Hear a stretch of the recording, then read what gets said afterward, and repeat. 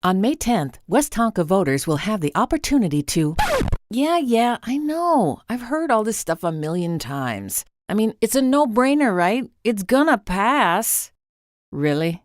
This is not a done deal.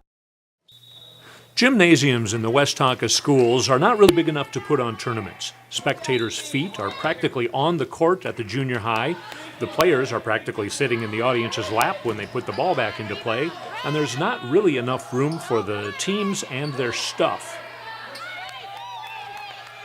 Also, at the end of the games, the spectators and the players have to fold up all of the chairs to prepare for the next day's gym classes.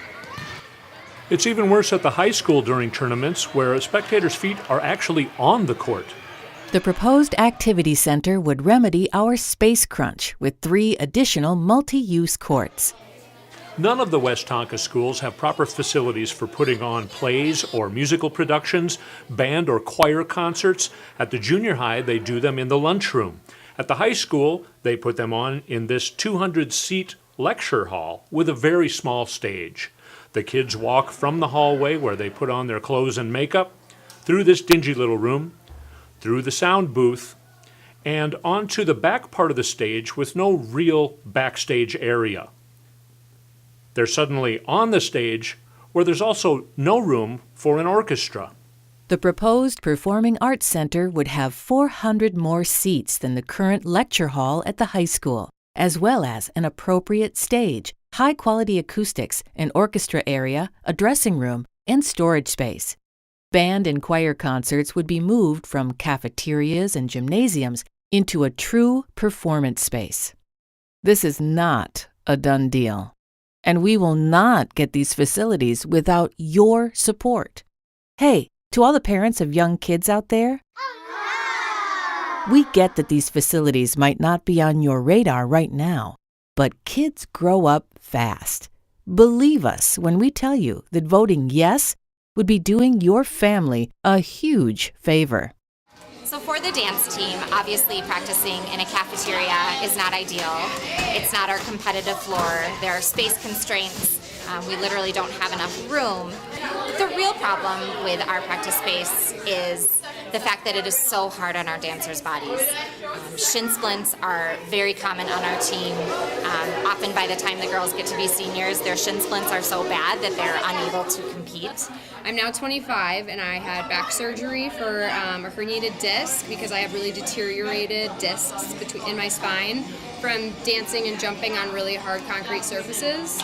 So that was about a year of my life that I had to kind of spend dealing with a herniated disc before I got surgery. And now, 2 years later, I have an annular tear in the same area because my disc is so degenerated. So The one team is in the cafeteria and the rest are out by the bathrooms in the hallway as our secondary practice space.